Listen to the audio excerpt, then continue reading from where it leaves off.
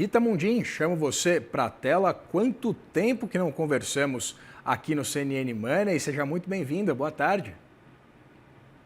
Ei, Vitor, boa tarde. Andei dando uma descansada, mas estou aí, pronta para essa confusão que está o mercado global, né? E o nosso, com o mercado global virando de cabeça para baixo com o Trump e a gente aqui capotando com a eleição. Mas é isso, vamos em Capotando frente. com a eleição. E aí eu queria entender, Rita, se esse IPCA, né, ele tem mais relação com o Trump ou com o mercado local? Tive uma aceleração, um incremento de apenas 0,67% em abril, uma alta de 4,39% em 12 meses, né? Eu queria entender exatamente o que explica esse IPCA do mês de abril.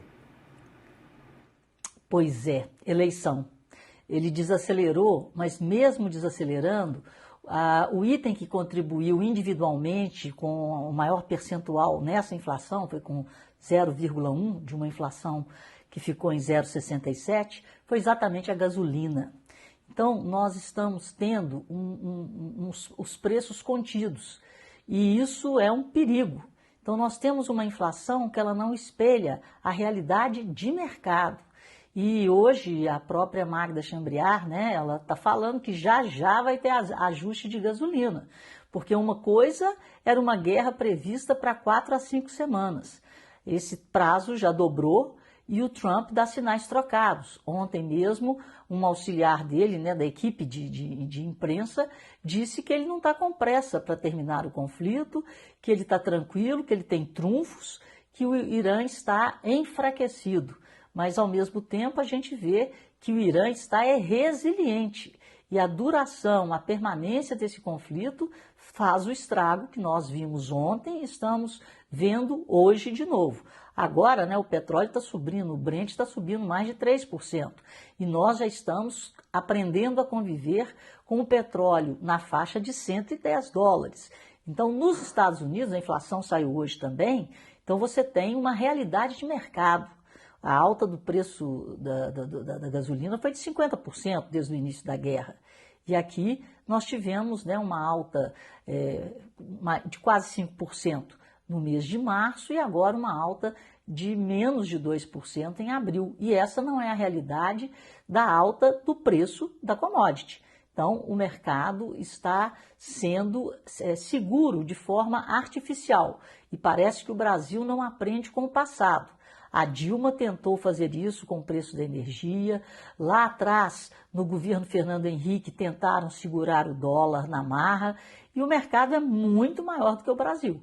Então, essas coisas acabam sendo corrigidas pela força do mercado. E aí, de repente, vem uma alta muito grande na inflação. Então, é melhor o mercado ir se ajustando ao comportamento real e internacional do preço de uma commodity do que tentar fazer vista grossa e tentar de forma artificial e através de subsídio. A própria Magda Chambriard falou que espera não tomar cano do governo no subsídio ao diesel, que já está em torno de 1,50. Então a situação é preocupante. A gente tem que dançar conforme a música, porque senão, na hora que essa barragem do represamento de preço estoura, e ela estoura via pressão de mercado, nós podemos ter uma alta inflacionária muito mais forte do que uma correção natural em decorrência de reajustes que estão sendo vistos e praticados pelo mercado a todo dia.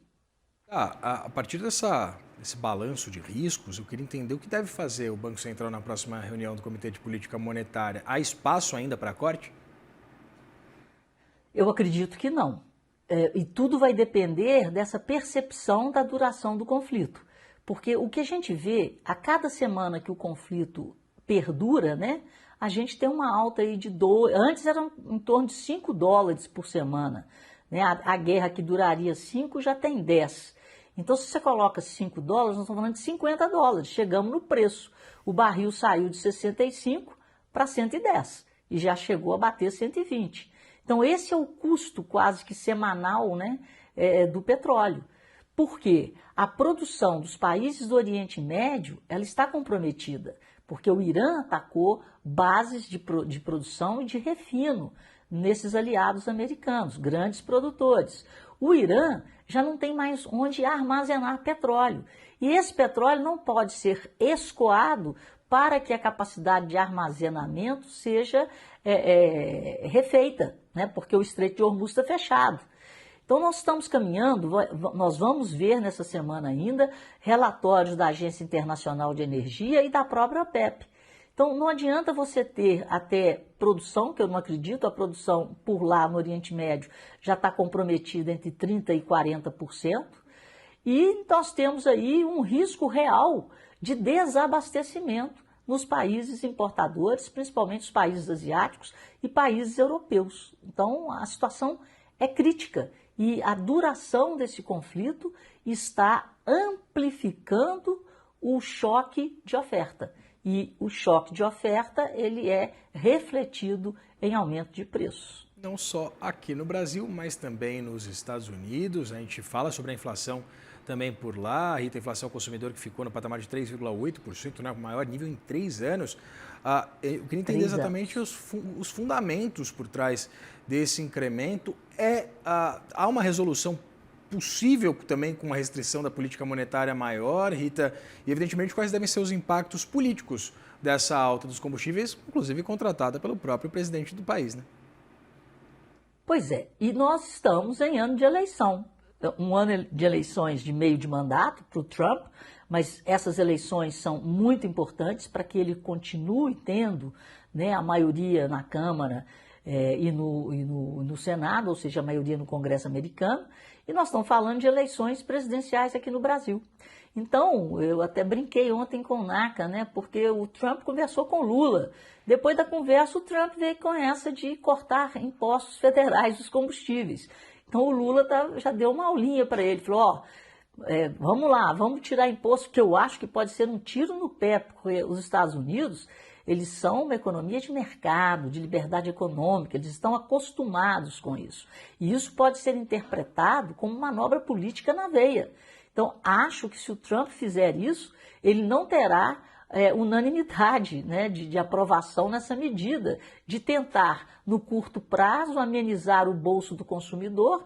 Então, é um artifício eleitoreiro, né, que vai trazer um problema para as contas públicas, porque ele está fazendo renúncia de imposto federal, e depois a gente sabe que se o conflito não se resolver, então qual que é o problema estrutural? É a duração do conflito.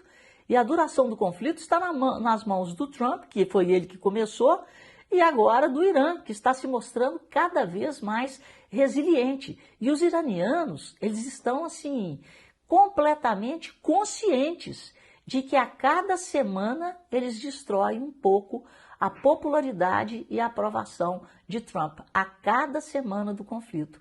E isso tem sido uma arma até na negociação, porque eles sabem da importância dessa eleição para Donald Trump, que pode até sofrer um pedido de impeachment, perdendo a maioria na Câmara e no Senado. Eu nunca teve tão parecido com o brasileiro, Rita. Muito obrigado, Rita. Pois é. Sempre um prazer dividir tela com você. Até mais, Vitor. Até mais.